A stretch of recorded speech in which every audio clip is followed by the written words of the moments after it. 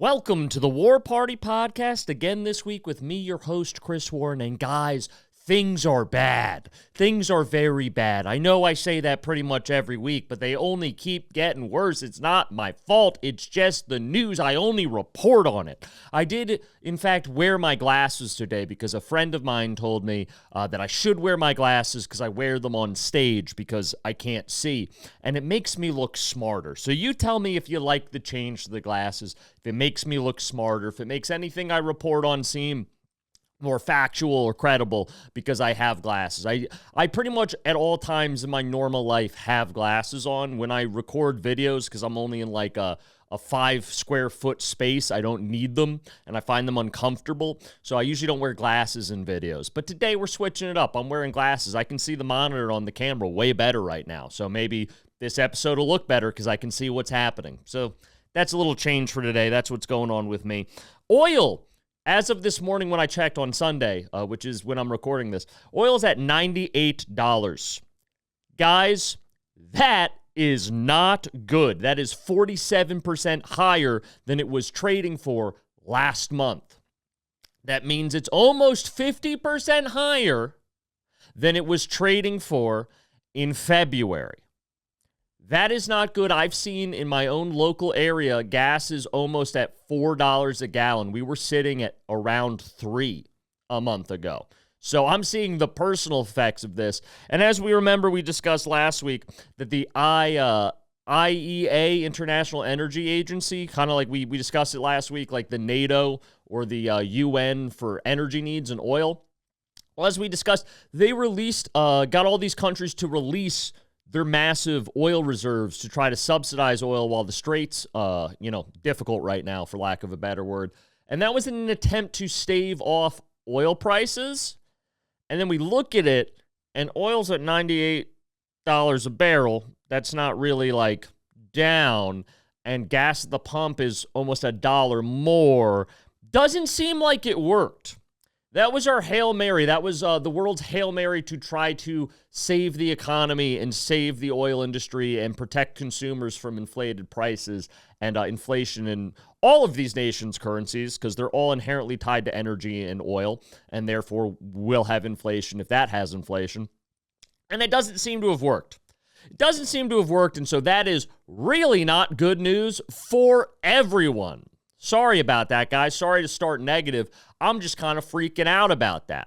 I'm freaking out about that a little bit. And remember when I said 2 weeks ago that we'd see the realization of the market and the actualization of the market to what's going on in the economy, it would start to realize by later in March. And here we are, later in March, and what do you know? I was right again. I'm always right, guys. I'm sorry. I don't mean to be a dick about it. It's just the facts. All right, and with so many people saying I'm wrong, it does feel good to see evidence that I am, in fact, correct once again. Now, I wish this evidence wasn't crippling for the world economy, but as we look, and I wrote it down here because I don't want to get the numbers wrong, so apologize if you're watching. I'm going to be reading this. The S&P 500, down almost 5% this month. The Dow Jones, down 6.61% this month as of Sunday. The NASDAQ down 4.33% as of right now over the last month. Guys, I know those percentages don't seem big because all of them are around 5%, right? And you think, 5% of anything isn't that much. That's 5% of the U.S. economy across the board is basically gone overnight. 5% of the U.S. economy is gone. And the job market's fucked, as we discussed in a previous episode. That's not going to get better. I can't wait to see the job report for March when that gets released, when this month's over. That's might be negative. Might be a few jobs leaving the economy to account for this 5% in total loss of the U.S. economy. So things are unfortunately probably going to get worse before they get better, if they get better. And so I just wanted to start negative, I guess. I apologize. This episode won't be chaotic like most because I got my full 8 hours of sleep. I'm feeling supercharged. I had my coffee. I had a Zyn. I'm fucking hyped, dude. I'm fucking hyped. This episode is going to be, we're going to be full throttle now that the economy's crashing and I'm panicking as I watch my investments. In other news, remember last week when we talked about how Trump was begging pretty much all of NATO and the EU and just all Western allies in general, every single Western quote-unquote aligned country to please help America open up the Strait of Hormuz and escort ships. Unsurprisingly, like I said would happen, everyone told him to go fuck himself, dude. Everyone told him to go fuck himself. Even the Prime Minister of Finland, there was a funny interview. It was a little off the beaten path because who cares about Finland? But he was basically being like, no, dude, we're not going to help you. You haven't been helping us. And then there was kind of the notion that they might try to leverage, if you help Ukraine more and give us as Europeans what we want in terms of funding and support for Ukraine, we might consider helping you in the Strait of Hormuz. And considering the U.S. is already so overstretched, like, even if we wanted to, that's probably not a realistic option. So it's sad when we can't even get Finland, of all countries, to come help us. A country of 5 million people is standing up to us now. That's how bad things have gotten, boys.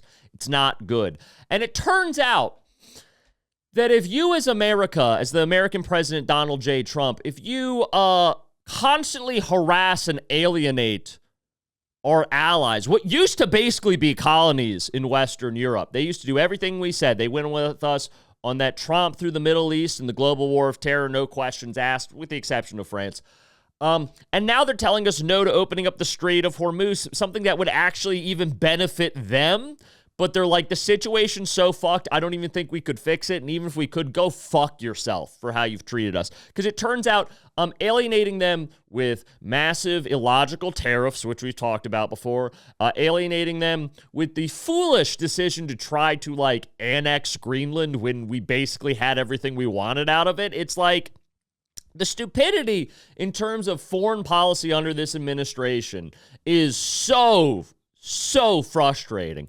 It is comical, and now we're seeing the chickens come home to roost on that. Now that we are not the preeminent leader of the West, quote unquote, the West is fracturing, and they're not doing what we tell them anymore. And quite frankly, as much as I hate the Europeans, I can't even blame them on this one. I mean, why would you, after all the abuse the U.S. has been throwing their way? As much as I hate to give them a pass, like, I get it. I get why they don't want to come help. And also, even if they did, like we discussed last week, I don't really think it would do anything. We're the strongest Navy in the world. What's Finland or Italy or any of these countries going to send that's going to really change anything in the Middle East? Like, if we can't solve it with our hardware, I don't know that their hardware is going to be, that helpful, unfortunately. And I found a new issue I've been seeing floated around the internet that is troubling. Is apparently, and quite frank, to be frank with you, to be honest with you, I didn't really even know these two things were connected. That just showed my ignorance. You know, I like to admit when I don't know things. Apparently, a lot of the nitrogen comes from the oil industry in the Middle East, which is now, again, held up with the Strait of Hormuz. And nitrogen's like the number one thing you need for good fertilizer, apparently. And so... Like, the U.S. and the world at large is about to have, like, a fertilizer shortage once our strategic reserves of fertilizer run out because we don't have the nitrogen necessary to make it in mass for agriculture. And if you don't know, fertilizer, nitrogen-rich fertilizer is very, very important to global agriculture, especially in America. We use a ton of it. And for those who don't know, America is a huge agricultural producer. We produce a ton of food. We're one of the only countries that we could sustain our population on the food we grow here. We're actually a net food exporter. We export more food than we import, and we really only import things we don't have here for, like, variety. But if it was just to, like, calories-wise, we produce enough food here between our massive corn and wheat industries, our massive cow industry, beef industry is a better way to put it, our chicken industries. We have a ton of hogs, pigs. We produce a lot of food here. And that might not be as possible if the fertilizer doesn't come through and we don't have anything to grow the corn to feed the cows to then feed our population. So that could be really bad. Smarter minds than myself are trying to work on workarounds for that, like, finding chemical alternatives to the nitrogen that we can use to enrich fertilizer. And who knows, maybe this leads to a revolutionary discovery in fertilizer where we don't need nitrogen when we found something else, or we found a different way to produce nitrogen than through oil derivatives. We'll see, but that's not comforting if things couldn't get bad enough already. Now hamburgers, now we as Americans are at a strategic risk of being low on hamburgers. What the fuck is happening, guys? Jesus Christ. And then you see, speaking of alienating allies, you see Donald Trump a few days ago had a meeting with the Japanese prime minister and Japanese media, and pretty much the Japanese government. And they're having a press conference, a joint press conference, him and the prime minister of Japan, who is a friend of the show. We love her. She's awesome. We've talked about her a bunch on here. And one of the Japanese reporters asked a very reasonable question, in my opinion. He goes, Mr. Trump, I won't do a Japanese accent. Don't worry. I have too much respect for the Japanese. They're our boys. He goes, hey, Trump, how come you didn't tell your Western allies about your attack on Iran a few weeks ago? It would have been nice to be cued in on that, especially since we're military allies. Maybe we could have even helped, but you didn't even tell us. We found out about it through the news like a fucking jackass, dude. Our closest ally blows up Iran, and they don't even bother to tell your boy Japan. And Trump's response was the worst response you could ever do. In fairness, it was hilarious. Credit where credit's due. That man is still very funny. I can't fault him on that. Great timing. He could have been a great stand-up. But horrible. Like, the PR guy for Trump probably blew his brains out off camera when this happened, because that Japanese reporter asked that reasonable question. And Trump could have given a reasonable response. Oh, well, the inherent strategic nature of the mission opted for secrecy, and it happened so quick, we didn't have time. You know, you could have made some BS excuse about why you didn't tell the Japanese. But what does he do? He goes, well, you know, it was a sneak attack. We wanted to have an element of surprise. And, you know, the Japanese... you guys know a thing about surprises. You know a thing or two about sneak attacks. Remember Pearl Harbor? You guys didn't tell us about Pearl Harbor. Why didn't you? You asked me why I didn't tell you about Iran. Why didn't you tell me about Pearl Harbor? Dude, what the fuck? You could have heard a pin drop in that room. Watch that interview and look at the Japanese prime minister's face. Everyone is uncomfortable. That is a great, objectively hilarious response. But a crazy response to the question that was being asked. Holy shit. If we could not... Japan's like one of our last ride or die allies. They are essentially a colony. They will do whatever it takes to help America fight China. Okay, we are united by that bond of distrust of the Chinese empire. And it's like he's trying to alienate them. Why the fuck would you say that? I swear to God, his whole PR team was hanging themselves in the background as that was being stated. They probably had to edit out the gunshot of his head of PR eating a bullet in the other room. Holy shit. If that is like the worst media training response I've ever seen in my life. Oh my God. Oh my God, guys. What was that? That was... I'm just like, why? Why are you antagonizing Japan? They're our boys, dude. Be nice. What the fuck? What the fuck, dude? And now, apparently, pretty much right after this, almost like they're linked, Japan started negotiating with Iran to get their oil out of the Strait of Hormuz because Japan is a massive oil importer. If you don't remember, speaking of Pearl Harbor, that's the whole reason Pearl Harbor happened, is because Japan doesn't have any domestically produced oil. They import all their oil. And back during World War II, when America was still quote unquote neutral, we cut off shipments and embargoed Japanese oil. So they couldn't have oil to continue their war front in China. And so they bombed us in response. That's what happened the last time we fucked with Japan's oil, is it brought America into World War II with the sneak attack on Pearl Harbor and the Japanese declaring all-out war on us. So, understandably, the Japanese are a little touchy when it comes to their oil because they are so in a precarious, vulnerable position when it comes to that. So they're kind of over this whole thing, and they've started going direct to Iran to negotiate something. Our closest ally, Japan, our borderline colony, is negotiating directly without us with a country we're at war with. That's where we're at, guys. That's where our foreign policy is at right now. And so that's great, but they're not the only ones, because 8 other countries, separate of this, are negotiating with Iran right now to get their oil out of the Strait of Hormuz because their economies are being crippled. Because for how bad it's been in America with gas prices and our infrastructure and our economy being affected by oil not being able to leave the Middle East, essentially, we have it pretty good because we have large oil reserves. We produce a decent amount of oil domestically, and we can also import oil from Mexico and Canada, which are right there, that are also large producers of oil. So we're somewhat insulated from the true consequences of oil being decimated in the Middle East. Other countries are not. Other countries don't produce oil, don't have alternatives, don't have domestic reserves. And so they need their oil. They're freaking the fuck out. And so 8 countries are negotiating with Iran to get their oil out of the Strait. Now, Iran, I'll always give credit. Iran plays 5D chess when it comes to geopolitics. Like, for a country that should be such a pushover, they do make some really good strategic moves. And, I can't hate the player. I got to hate the game. So kudos to Iran. They're getting these countries to agree to trade oil in the Chinese yuan. I'm going to say that again.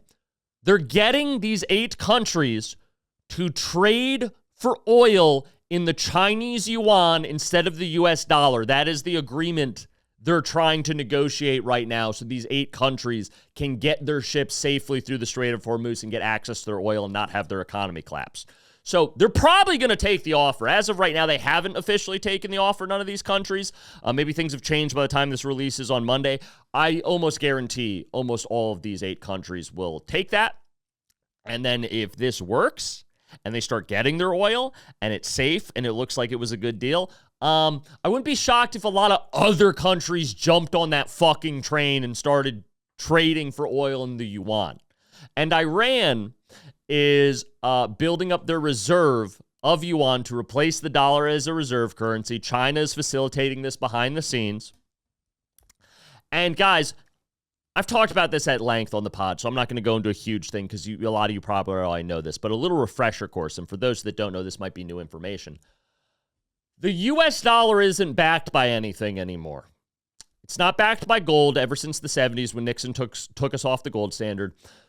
The dollar is called the Petro dollar, and it's called that for a reason. Because if you want to buy oil from pretty much any country in the world, especially the Middle East, you gotta buy it in U.S. dollars. And so that makes it very important for every country on the planet to have a decent amount of U.S. dollars on hand, and that's why the U.S. dollar has become the reserve currency, and a lot of other smaller nations' currency value is directly tied to how many dollars their currency can exchange for. So we've built the whole economy on the U.S. dollar, which is built on the sale of oil in the U.S. dollar, as have many other countries built their economy on that system. And that's why the U.S. dollar is the reserve currency. And that's why it's so strong globally. Say what you want about the dollar going up and down. That's why it's one of the strongest currencies. And if we start trading oil from the Middle East in the yuan, the Chinese yuan, aka not the dollar, and that becomes normalized and people start doing that, well, then they have a lot less reason to want U.S. dollars, and they have a lot less reason to exchange for U.S. dollars, and they really don't have a reason to keep it as their reserve currency. And if that starts a cascade effect, well, then the U.S. dollar isn't the global reserve currency anymore, and then it's pretty much fucking worthless. It'll become fucking worthless. It'll be like a German Reichsmark after World War I. You'll be wheeling wheelbarrows of dollars to buy fucking bread. And that seems to be where we're going with this conflict. That seems to be the big consequence from this conflict, is we might collapse the U.S. petrodollar as the world reserve currency if these countries keep making deals with Iran to trade in the yuan. So that's fucking bad, guys. That's the worst news I've received maybe in my whole life. And Oh my God. I don't want to keep ranting because I'll just talk in circles because I'm getting emotional. But like, yeah, we cannot have the petrodollar collapse, guys. That will turn us into a fucking third world country. That's not good. And maybe that's me being hyperbolic, right? Because I think the fall of America with the petrodollar collapsing, we won't be a third world country. Like, we're not going to become Nigeria or Sudan or something. But I do foresee a future where if this keeps trending the way it's trending and the petrodollar gets weaker and therefore our economy gets weaker, right?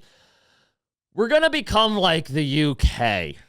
That's the worst part, is we're not going to have this dramatic, awesome, epic movie-style collapse where it turns into anarchy or there's a civil war or there's, some cool revolution. That's not going to happen. The American people are too lazy and fat to have a revolution or a civil war. Everyone who's hawking that is an idiot. Everyone who keeps saying, oh, we're going to have a civil war in America or a revolution, you're a fucking moron. No, we're not. The people don't have it in them. And ask those people who are saying that, okay, are you picking up a rifle and going out to the front lines? No. Okay, then probably neither is anyone else. It's probably a very small portion of people that would be willing to do this, and it's not enough to make any change. I hate to be a doomer. That's just, it is what it is. But we're not going to have that romantic collapse. Right? As awful as it would be, it'd be a little romantic in the poetic sense, in the literary sense, romantic. What we're going to have is we're going to slowly decline into the UK.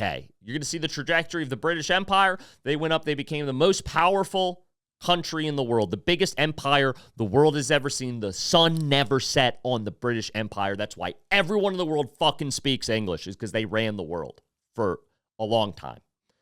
And World War II happens, and they get too weak, and they piece by piece lose their empire because they don't have the infrastructure to keep it anymore, because they wasted all of their everything on World War. Not wasted. World War II was a just good war. But they used up, rather, is a better way of putting it. They used up everything, all their finances, all their manpower, all their industry on World War II. And then afterwards, when countries like India said, we don't want to be a part of the British Empire anymore, the British couldn't really do anything about it. They were too weak. They couldn't go fight a war in India. It was over. So they had to start giving away the empire, and they shrank and they shrank. Their economy shrank, their influence shrank, and look at them now. They're a sad little island. And I fear that's what's going to happen to America, is our economy will just get weaker and weaker and weaker. Americans, on average, will have less and less buying power on the global market. We'll have lower and lower standards of living. And like Britain, I do think with all this AI stuff, the surveillance state will start to come in, like you see in Britain, where it's like one of the most camered countries on the planet, and that they arrest people for things they say online. Like, you can get arrested for a tweet. If I lived in Great Britain, having this podcast and doing the stuff I do on social media, I'd be in fucking jail for like the next 20 years. And I think you're going to start seeing that come into America as we collapse, is the powers that be will try to close ranks and control us as the economic situation gets worse and worse. And we'll just live in an AI surveillance state hellscape with a weak economy. And that, unfortunately, I think will be how the American empire ends in the next 20, 30 years. Makes me really sad. But don't worry, because we're accelerating it, because now we've gotten the world to buy oil in the Chinese yuan. And what did the Chinese have to do to get this victory? Literally nothing. The Chinese just sat back and watched us, the USA, shoot ourselves in the fucking foot over and over again, going into the Middle East to fight Iran now, of all places.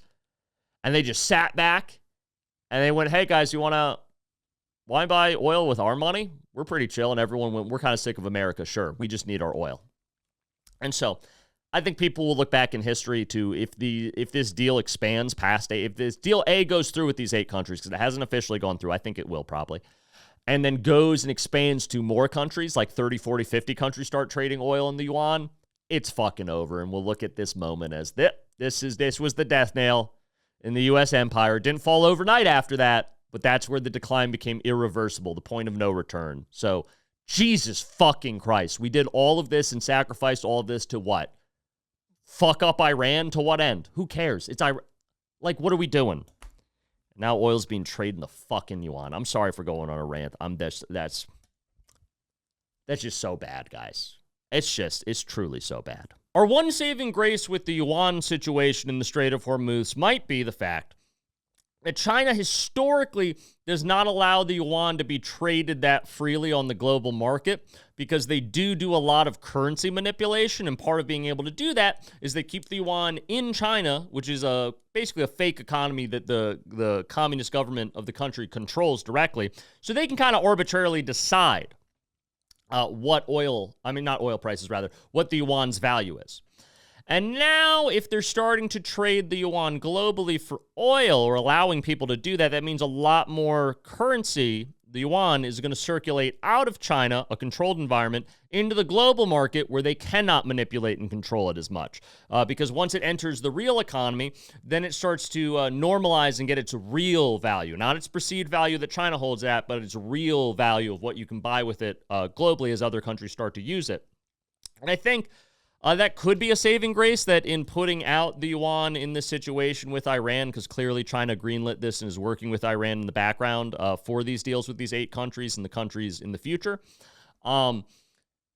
it could collapse the yuan's value and cause crazy inflation with it, which could backfire on the Chinese and potentially save us from this whole mess.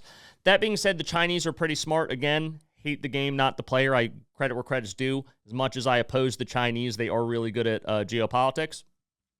They, if they're doing this, they might be ready for that. They might know something we don't, and they might have it set up so that that doesn't happen. They might have done a lot of work in preparation for this, knowing that this was a risk and knowing that they put safety measures in place to not allow that to happen, aka fixing their currency at home a little more than we perceived them as having done so far.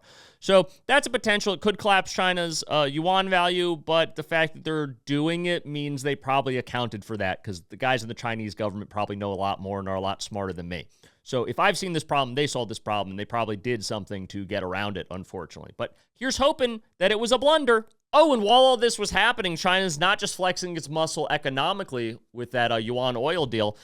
It also did a fake encirclement of Taiwan during a military training exercise. They did a military drill where they practiced for the encirclement of Taiwan, which that's a weird drill to be doing. That's an odd thing to be training for. What's the emergency use case of that one? Oh, just standard training. No, they're getting ready to take Taiwan because they see the writing on the wall. They see America's weakening as a global hegemony and empire, and they're trying to see where the line is. How much can they push the envelope? Right? I don't think they were really getting ready to invade Taiwan like tomorrow, but I think they did that to see, will America let us get away with this one? And then we'll be prepared for in like 5-6 years when we actually want to do this, when America's even weaker, when everyone's on the Chinese yuan as the reserve currency. And usually when this happens, America or the Philippines or Japan, South Korea, all the American proxies in the Pacific go in and do a show of force to be like, hey, China, what the fuck are you doing? And we basically roll over there with a big fleet just to show them, hey, we're here. Hey, this is what you're dealing with. It's kind of like a military game of chicken.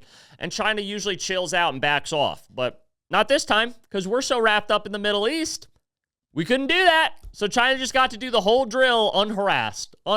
Unharassed, just casually preparing to take over Taiwan in broad daylight. So that's great. In other news, going back to the Middle East, Trump in his infinite wisdom has threatened to attack Iranian power plants and power infrastructure, which is something that both sides have been trying to avoid because we don't want to blow up the whole Middle Eastern energy grid and oil infrastructure, because that'll be bad for the world. You think it's bad now, the oil having trouble coming out of the Strait of Hormuz? Wait till there's no more oil to put on a boat. That'll be great. And he threatened to attack Iranian power grid and power plants, which was previously off the table, but this shows how poorly the situation is going for the U.S., how Iran didn't roll over how we thought they would.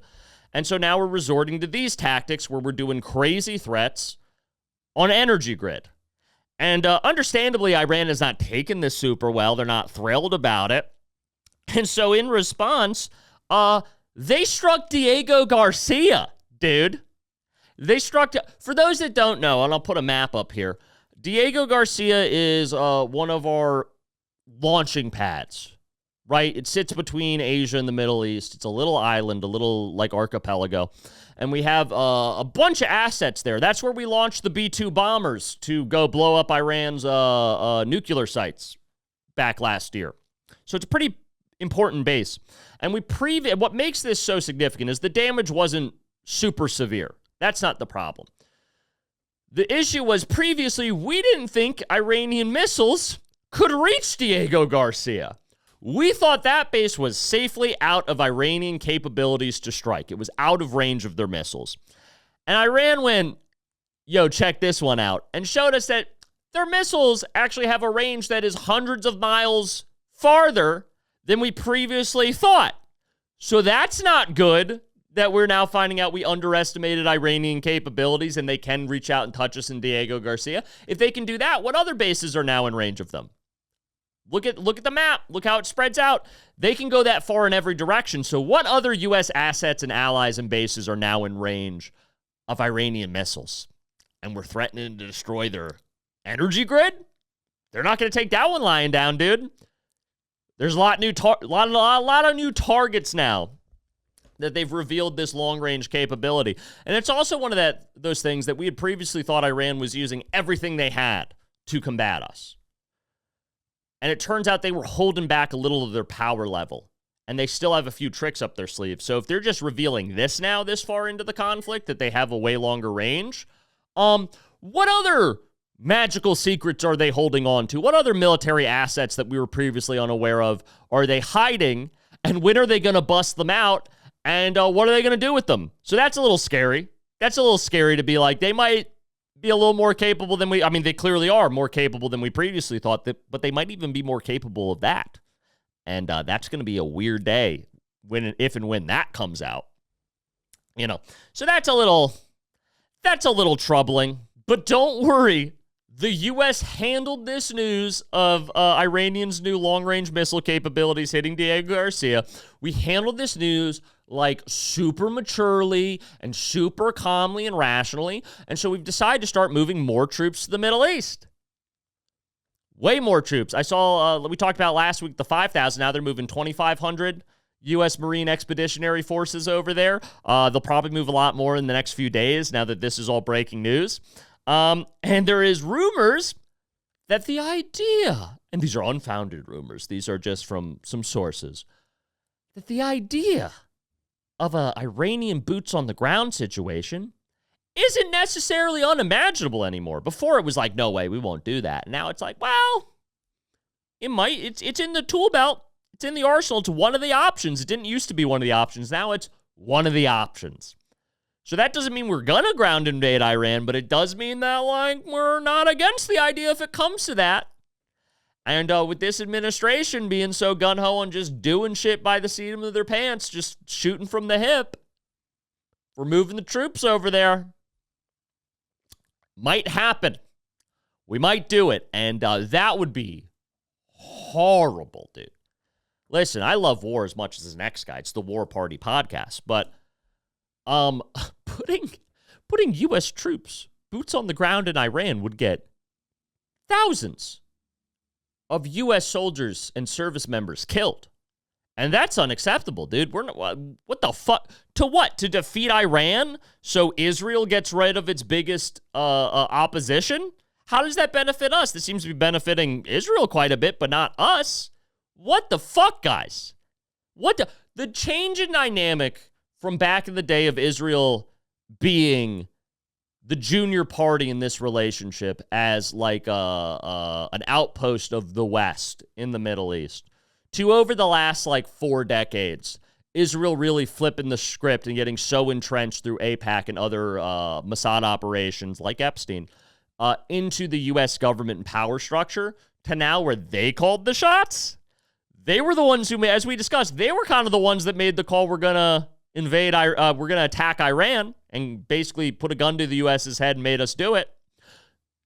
Are they going to do the same thing with a ground invasion of Iran?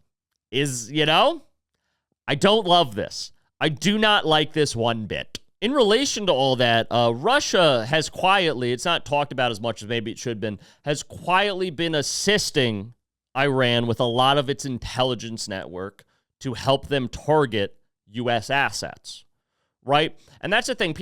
We talk about how Russia's been crippled by the Ukraine situation, and they have been, but Russia has one of the best intelligence networks in the world, and that hasn't really been damaged, right?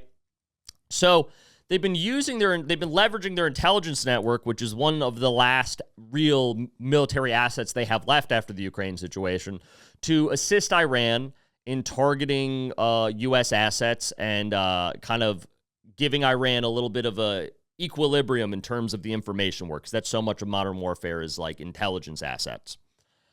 And Russia approached America recently and was like, hey, listen, we're open to stopping helping Iran target the U.S. and feeding them intelligence on you guys. We're open to that. We will admit we've been doing that now, which for a little bit we were denying, but now we'll admit we're doing it and continue to do it. We're open to changing that relationship with Iran if you were to maybe pull a bunch of support from the Ukraine situation. They're basically, we're negotiating, if you stop helping to fight the proxy war against me, I'll stop helping to fight the proxy war against you. This is some old Cold War era shit. We're negotiating like not assisting in proxy wars against each other anymore. And quite frankly, the U.S., we might take this deal because the Iranian situation directly affects us and the global economy, as we've discussed. It's a way bigger deal than the Ukraine situation. And so, unfortunately for Ukraine, you guys might get thrown under the bus, as every U.S. foreign ally ever has happened to them. So, like, you had to see this one coming. But, like, yeah, we'll stop funding Ukraine if it makes Russia stop assisting Iran with intelligence operations that could get U.S. service members killed. That's a good trade, all things considered. But it is just pathetic that we're in that situation where these are the deals that are on offer to us, and these are the deals that we're seriously considering because it makes sense, because that's how much our power has been hemmed in by poor decisions in the Middle East. So very frustrating on that front, but you'll probably see more news about that. Oh, in other news, Israel is getting ready to potentially invade Lebanon. And you might think to yourself, wait, isn't the U.S. and Israel at war with Iran? Lebanon's relatively far away from that. What does Lebanon have to do with that? And the real answer is almost nothing. You could make the argument that Hezbollah, the terrorist group in Lebanon, is funded by Iran. That is factual. But Hezbollah, after the whole pagers, the beeper situation, about a year ago, pretty much done, dude. Hezbollah is pretty much, their power is almost nothing. They're a non-factor. But what that does do is leave a perfect opportunity for Israel to get an easy invasion on Lebanon now that Hezbollah's gone and Iran doesn't have time to fund their proxies in Lebanon. And America clearly has shown we don't have the ability to say no to Israel. They're like a abusive girlfriend that all our friends like NATO, the UN, even China, our enemy, is like, bro, listen, I know we've had our differences. We've gotten into fights over the years, but like, what Israel's doing to you isn't right, man. I'm saying this as someone who doesn't even like you. What Israel's doing to you isn't right. You got to get out of this. It's abusive. And we're just like, I know, China, I know, but like, I just love her. I just love her. I can't stop. I can't give up on her. And so, like a fucking idiot who's way attached to his abusive, horrible girlfriend, we're probably just going to say yes to Israel on that one because we can't say no to them.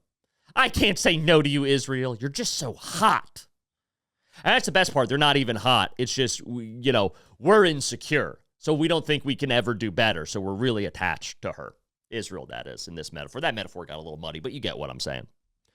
So Israel will probably invade Lebanon. And a lot of you might ask, why does Israel care about invading Lebanon? And, the surface level answer on politics would be because Lebanon has helped, these other terrorist groups against Israel. And they had Hezbollah, which was the big terrorist group there. And that they are, you could argue, an inherent threat to Israel, which seemingly every country in the Middle East is, Now, Iran's a threat. Turkey's a threat, which we'll get into. And, now Lebanon. And so the real answer, though, the answer under the answer, is a lot of these hardcore Zionists want Greater Israel. And Greater Israel kind of means two things, right? There's the initial idea of Greater Israel, which is that Israel wants all the land that was kind of promised to the originals, like way, way back in biblical times, promised to the Jewish people. And if you look at modern Israel, they don't have that. So they want the West Bank, they want Gaza, they want part of the Sinai Peninsula. You could make an argument through the Bible falls under that category. Some of Jordan's land on the other side of the Red Sea would be the Reubenite and Benjamite land of in the Bible. For those that don't know, there was part of the Jewish people stayed behind and didn't go into the promised land of Israel because they found good land over there and they wanted to stay and prosper there. So they're going to make the argument that that means that that's historical Jewish land, so they should have the Benjamite and Reubenite land on the other side of the Red Sea, which is currently Jordan. Jordan probably has some opinions about that. And they also wanted the Golan Heights, which they did. They essentially have it now. Not technically, but Israeli forces are in the Golan Heights, which is in southern Syria. And they gobbled that up during the collapse of the Assad regime. Israel went in there to secure it. Now, we're just there to make sure there's no border spillover into Israel because, like, the whole state's collapsing. This is a security measure. And now we're going to keep troops there forever and start moving in settlers. So the Golan Heights actually got ours. And Israel bombed all of Syria's military infrastructure on the way out. They bombed all their air bases, all their weapons depots, everything, to make sure that Syria basically could never be a functioning state militarily that could stand up to them, and so that they could keep the Golan Heights forever. But then if you look at, and, you know, there again with that biblical argument, there's an argument that part of southern Lebanon was actually historically a part of Israel.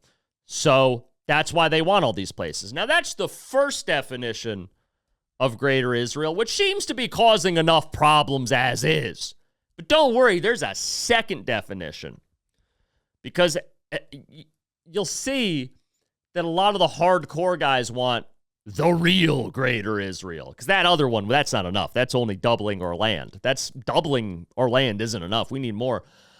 And the greater Israel would be that they get a lot of Egypt, not just part of the Sinai, but the whole Sinai and even parts of Egypt proper.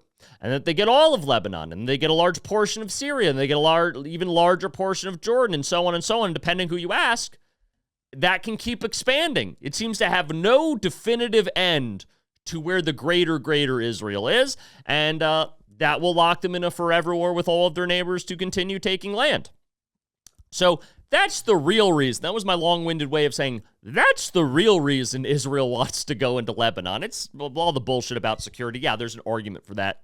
I'll give them that. There's an argument for that has historically been an issue with their security. But that's not really why they're going in there.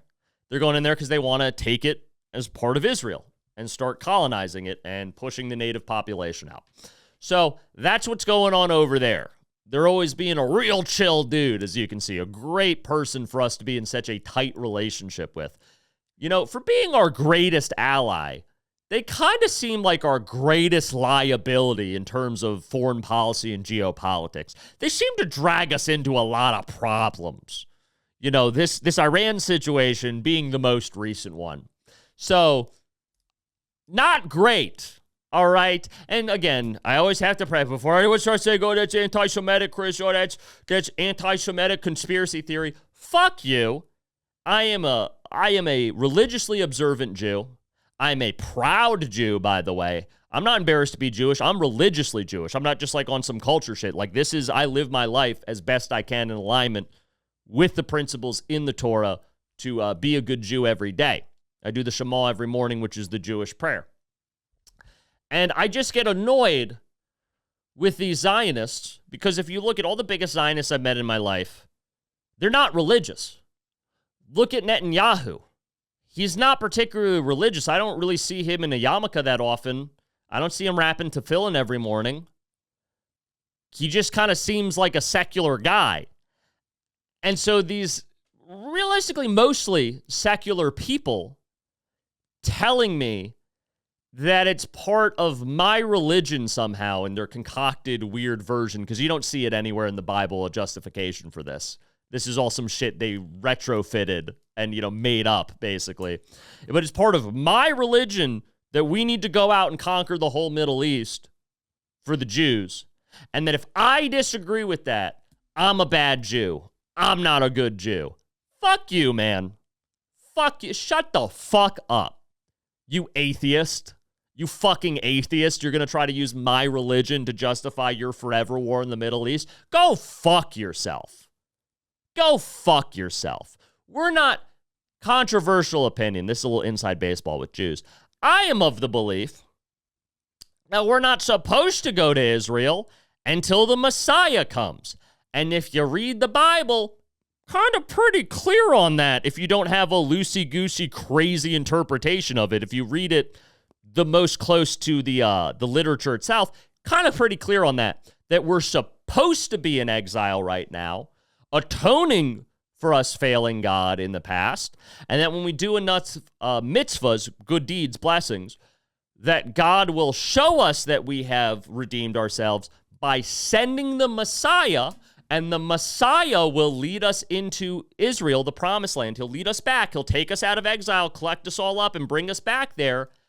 And also a key factor of that is when the Messiah comes, part of the way you'll know he's here is because all war will stop and everyone will know the beauty and the truth of God in their heart and start acting right. So we'll go there peacefully, and we won't have to ethnically cleanse the land or get into wars with all our neighbors to secure it, because it'll just be the peaceful end times, or the beginning of the peaceful end times. And so the concept that you're going to tell me it's part of my religion, that actually, no, all that stuff that was agreed upon for centuries, we've now decided in the last 100 or so years is completely different, conveniently right when we wanted to do Zionism and have a political country out there. It's actually, no, we're going to go in there without the Messiah, which we were told not to do, and we're going to fight a war to get it and kill a lot of people, which, again, not how we're supposed to come into Israel. So, all around, pisses me off. Sorry to do some inside Jewish baseball with you there, but it pisses me off, all these non-religiously observant Jews telling me I'm a race traitor or some shit, because I actually read my Bible. And I actually know that, none of this is acceptable behavior. And then they're going to tell me as a fucking atheist that it's all justified. Shut the fuck up, dude. Don't use my religion as a scapegoat because you want to do some weird ethno-state political bullshit over there. I'm not about that. Go fuck yourself. And also, in reference to what I was just saying about Israel, I also want to point out that the Talmud backs me on this, by the way. And the Talmud, I know, gets a bad rep. A lot of people have some very misunderstandings of the Talmud. I'm not going to get into that. I'm going to get a lot of shit for even bringing it up. But in the Talmud, there is something called the 3 oaths that the Jewish people have. And one of them, and I'm going to read it because I don't want to get it wrong. I don't want to misquote it here. It says, Jews should not return to the land of Israel by force. Think that says it all right there. So to any of those Jews who are going to say, oh, actually, our religion does back this, read your fucking books, because I do. All right? I'm no Talmudic scholar, but I've read, I won't even say a decent amount because it's so big, but I've read portions of it, and that's one of the most important passages. That's one of the most respected passages by one of the most respected rabbis, is the Jews should not return to Israel by force. And I don't know how else you'd describe how modern Israel was founded, considering it's been in 7 wars, only being around for 80 or so years. So I'll stop with that. My apologies for going on a rant. Sorry, I get a little heated with that one. I'll probably catch a bunch of flack for that one. But what are you going to do?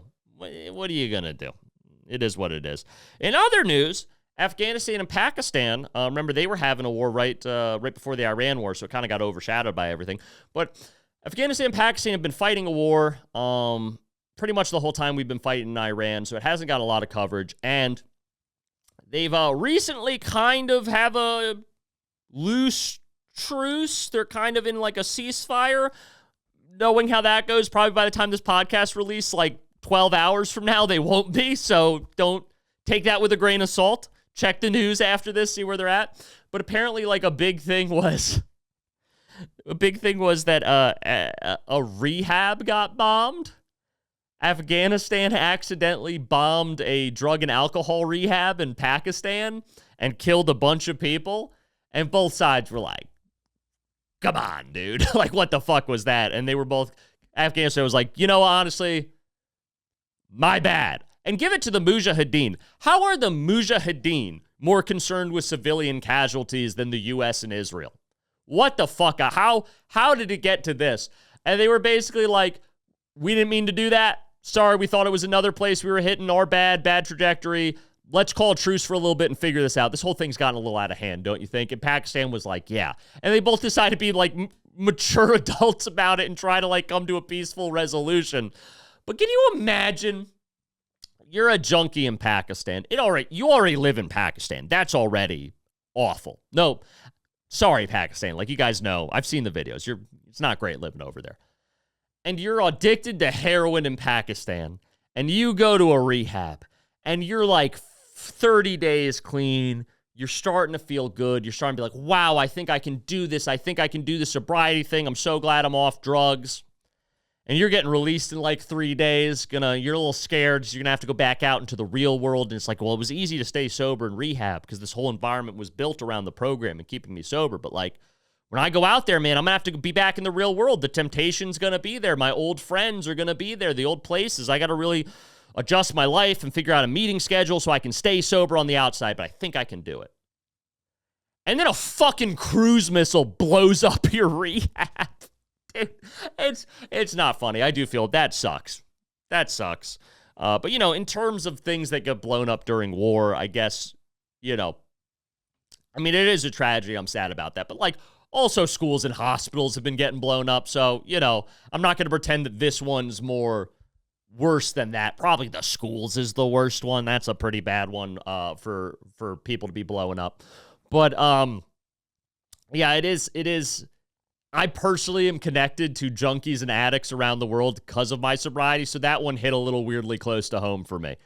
So that was just, but it was nice to see that Pakistan and Afghanistan are maybe gonna work something out about it, or we'll turn on the news today and turns out they're back to bombing each other, but we'll see. Also, because we did talk about schools and hospitals getting blown up, there is a rumor now, and I don't know how confirmed it is, that, early on, America hit a couple targets that perhaps we shouldn't have, like a school, like a girls' school, I believe it was, like right in the first day of the Iran war.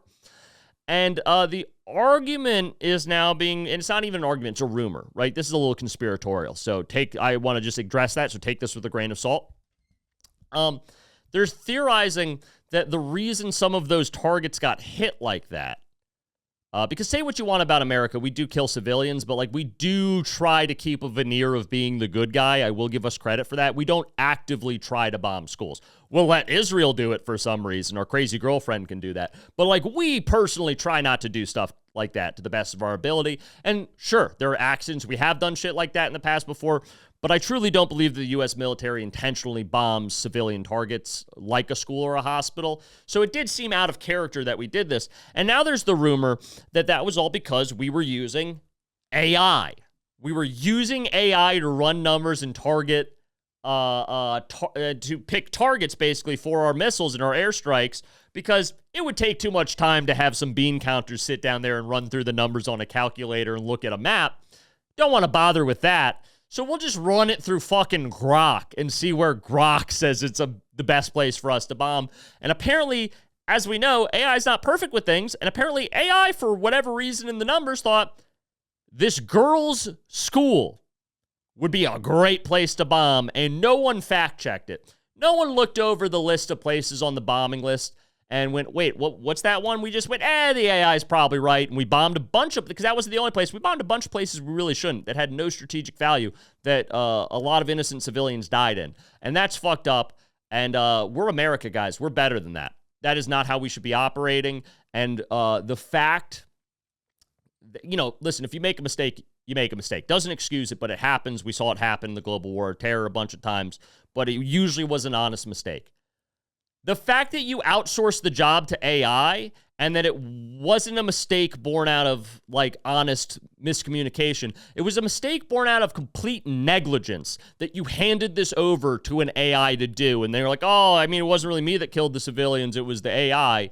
Yeah, but you gave the job to the AI and didn't check its work. So fuck you, man. Like, God, could we get our shit together as a country? I feel bad because I feel like I'm shitting on America this whole episode. And listen, I have the flag here for a reason. I love America. I was born in this country. I will hopefully die in this country. I love this country so much. I am a patriot. And that's why I feel I need to call us out when we're behaving this way, because we are better than this, guys. We are better than this. And I'm ashamed of how we're handling ourselves right now. And we got to get it together. We are the greatest nation on the face of the earth. And we need to start fucking acting like it, guys. And I'm going to switch pace for a hot second here because there is a conflict that I think is very tragic and important that's not being talked about because it is getting overshadowed by the Middle East. If we go to Sudan, back in, I think it was 2023, a pretty big civil war kicked off in Sudan. And it's been going since then and basically gets almost no coverage. Like once every 2 or 3 months, there'll be a big offensive and there'll be like one news article about it. It's not even front page news. But Sudan's been having a brutal, brutal civil war, and it's estimated in the last 3 years of the war, I don't even think it's been 3, like 2.5 years, that about 40,000 people have died, and most of those are civilians.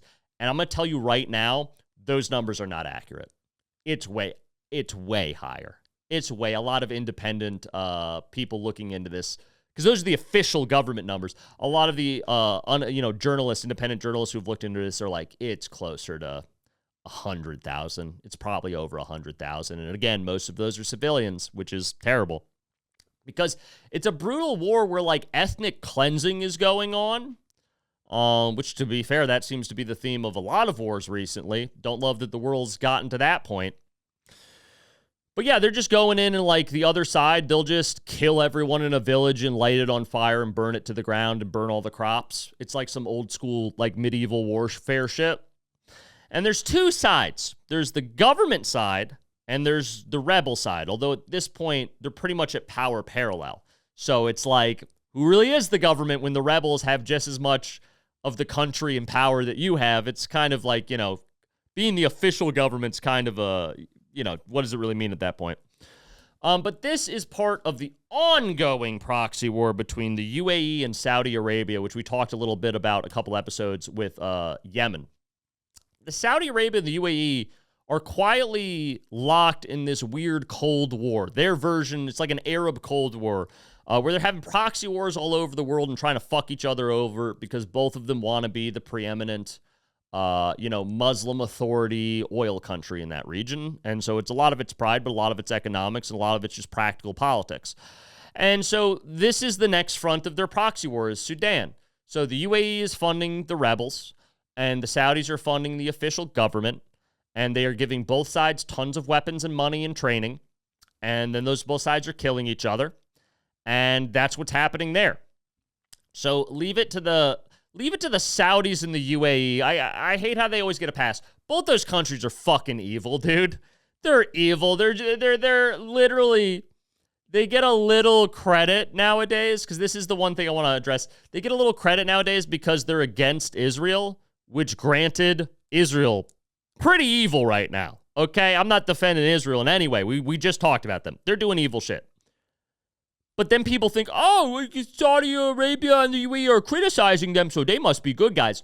No, they're just different evil guys. They're just evil guys with different objectives. They're opposed to another evil guy, Israel, but they just want to do their own evil shit, and now they're opposed to each other. And so they're fighting this proxy war in the Sudan that shows no signs of ending, that is getting tens of thousands, potentially even hundreds of thousands of civilians killed. No one's talking about it. I think it's a massive humanitarian crisis. I believe something crazy like 8 million people have been displaced by this war, are now refugees running around that part of Africa just looking for a safe place to live. And it shows no signs of stopping. There's no coverage of it by Western media. And so I just wanted to address that while we are so focused on the Middle East because America is involved, and granted that is probably the biggest conflict in terms of affecting the world with the oil. Other stuff is happening other places, like we talked about Pakistan, Afghanistan, and now like Sudan. So just wanted to give a little shout out to some of those conflicts and issues that aren't covered by mainstream Western media. And before we get out of here today, guys, because I think we did a pretty good job of covering all the global news. I know there's probably some stories I missed, but there's so much going on. I only have so much time. I'm one guy. I don't have a staff or anything or a producer. I do everything. I have to read all the stuff myself. I've done my best. So apologies if I missed a story. DM me about it, and I'll try to cover it next week or maybe in a short form content. Because as always, I get a lot of good leads from a lot of you guys. So thank you for that. Keep doing that. But before we leave, I'd like to talk about the fact that Chuck Norris has passed away at 86 this last week. And that's sad because Chuck Norris was in a lot of good movies I watched as a kid. And as someone who's 31, I came into the internet at a time when meme culture was starting. And Chuck Norris was one of the first big memes. He was also the butt of a lot of jokes, like Chuck Norris jokes were a thing when I was a kid in middle school, and we all thought those were very funny. Looking back, they weren't as much, but like, hey, I was fucking 12 years old, okay? I thought Chuck Norris was hilarious. He was known as like the badass that, nothing could stop him.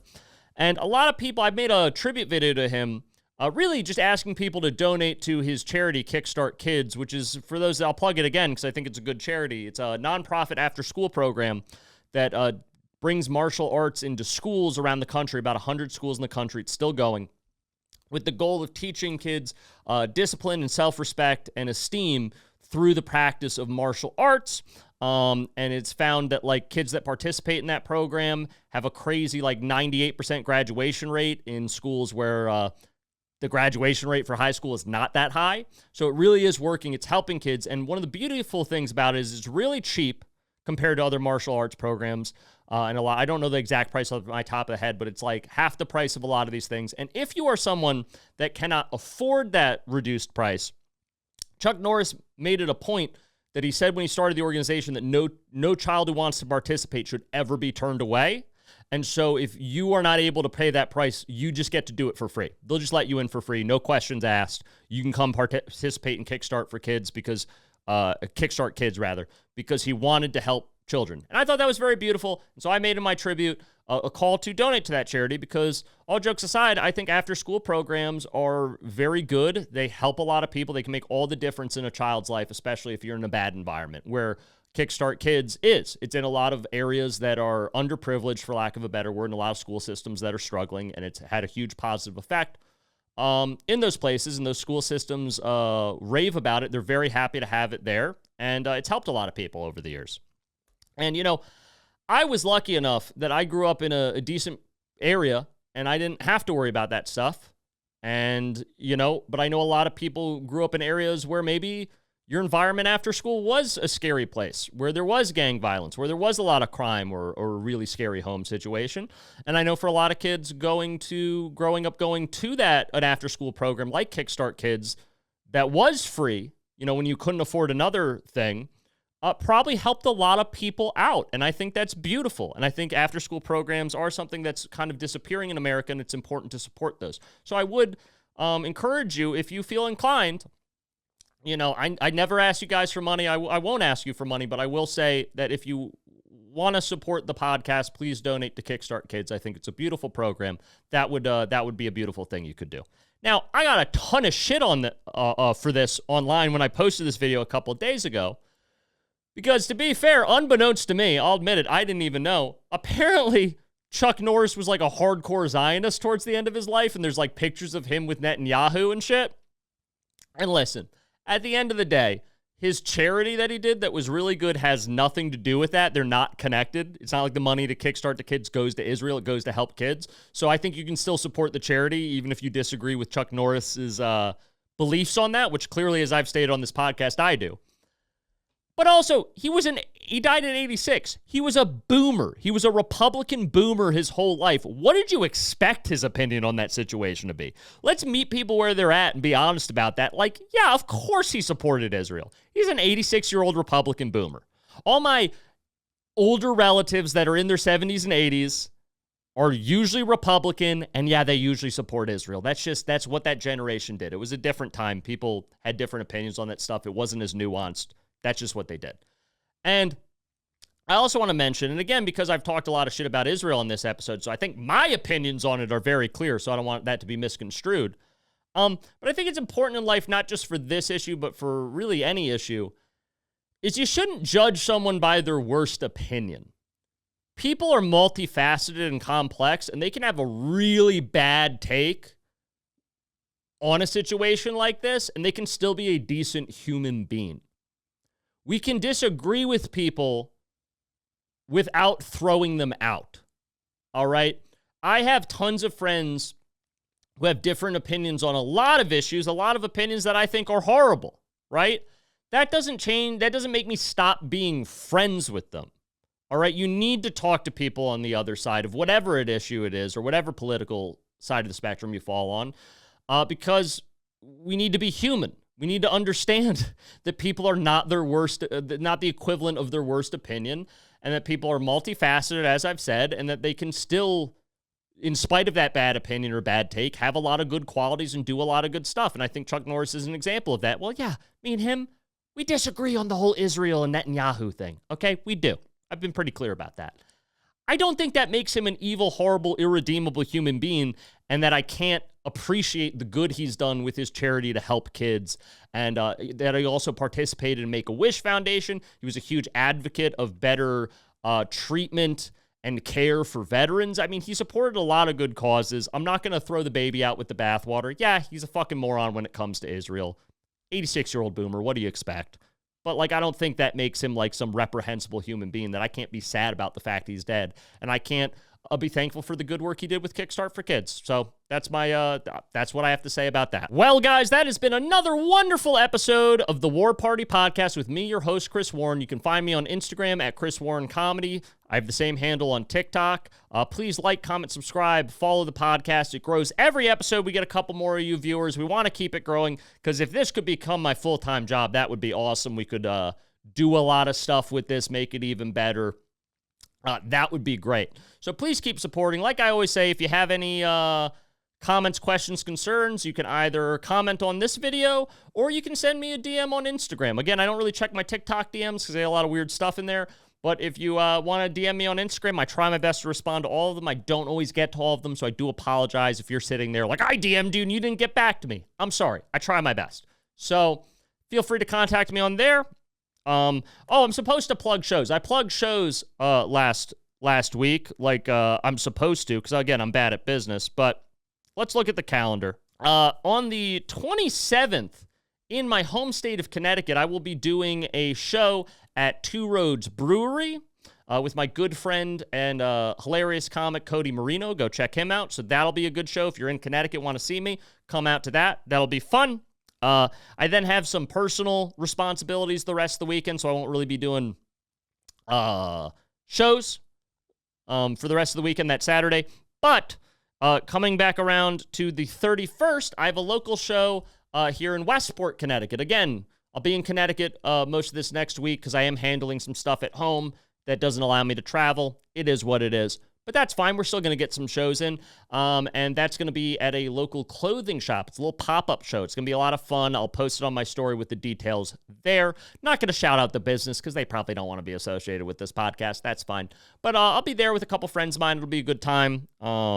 So come out to that one as well, guys. But as always, thank you for tuning in. We want to keep this podcast growing. So again, I'm going to be a little bit of a shill here. Like, comment, subscribe, share it with your friends. Watch this 4 more times on silent while you sleep. Help me out. Anyway, guys, you're the best. Thank you for joining me. And remember, guys, wherever there's a war, there's also profit.